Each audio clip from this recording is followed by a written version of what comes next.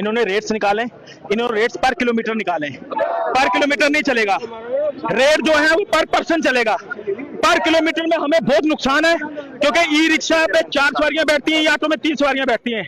अगर 20 रुपए में 3 सवारी से डिवाइड करूं तो 8.5 रुपए एक बंदे का बनता है। अगर ये ऑटो का, अगर ई रिक्शा का मैं डिवाइड करूं 3.5 रुपए, 15 रुपए के हिसाब से 4 आदमियों का अगर डिवाइड करो 3.5 रुपए बनता है।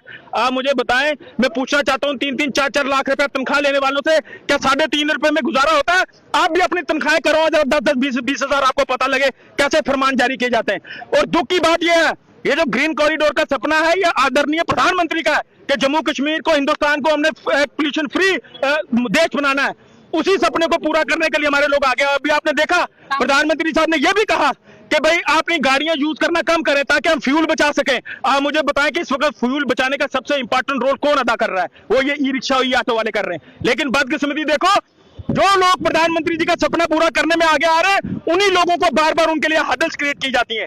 एक तरफ हमें कहते हैं हमने आपका रेट बना दिया, जितना किलोमीटर जाते जाओगे आपका प्लस होता जाएगा, और साथ में ही आप कहते हो कि हम कुछ दिनों के अंदर जोन भी इंप्लीमेंट करेंगे।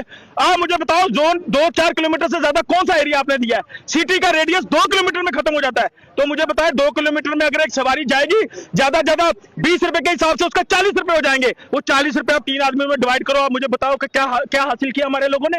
और बदकिस्मती देखो, यहाँ कुछ लोग जाके बैठते हैं आरटीओ डिपार्टमेंट में, वो अफसर के आके प्रेस करते हैं कि देखो जी उस अफसर ने बड़ा अच्छा, वो उसके ऊपर प्रेशर है। हमने अपने लोगों का प्रेशर देखना है या उन लोगों का प्रेशर देखना है? मीटर को लेकर इसलिए नाराज हूं क्योंकि पहली बात, जो मीटर है वो जो कंपनी आती है उसको देना चाहिए था, साथ जरा गवर्नमेंट को देना चाहिए था। कौन ठेकेदार आगे जो यहाँ मीटर लगाएंगे? हमें क्या पता उस मीटर की क्वालिटी क्या है या क्या नहीं। यहाँ लोग बिजनेस कमाने के चक्कर में बैठ गए। बाकी हम मीटर के खिलाफ नहीं है, ठीक है मीटर होने चाहिए कि हमारे कॉमन लोग सफर करते हैं, लेकिन मीटर्स हो कम से कम उनके रेट जस्टिफाई हो, रेट सही हो, उसके बाद मीटर का हम कभी भी हम नहीं बोलते कि मीटर नहीं हो, हम कहते हैं मीटर हो, लेकिन पहले रेट्स हमारे ठीक किए जाए।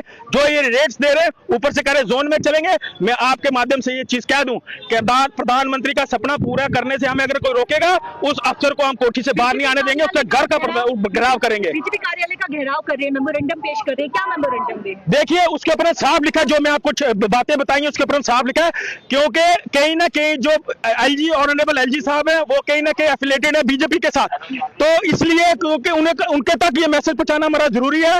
क्योंकि दूसरी बात ये जो है, जो मैंने आपको कहा जो हम सपना पूरा कर रहे हैं वो भी ऑनरेबल प्राइम मिनिस्टर का है, वो भी भाजपा से है। उनका फर्ज बनता है कि अगर हम उनका सपना पूरा करने निकले तो वही हमारा मैसेज जो है उसको आगे तक पहुंचाएं। डिपार्टमेंट को 5 डेज का अल्टीमेटम दिया है। बिल्कुल 5 डेज का अल्टीमेटम दिया। अगर 5 दिन के अंदर उन्होंने हमारा इसका हल नहीं किया और जबरदस्ती हमारे ऊपर ये थोपने की कोशिश की कि मीटर कहाँ है, रेट कहाँ है, जोन कहाँ है, फिर हमने कह दिया कि हम प्रधानमंत्री का सपना पूरा करने के लिए जो अफसर हमारा रोकेगा, हम उसके घर का घेराव करेंगे, हम उसको घर से बाहर उस अफसर को नहीं आने देंगे।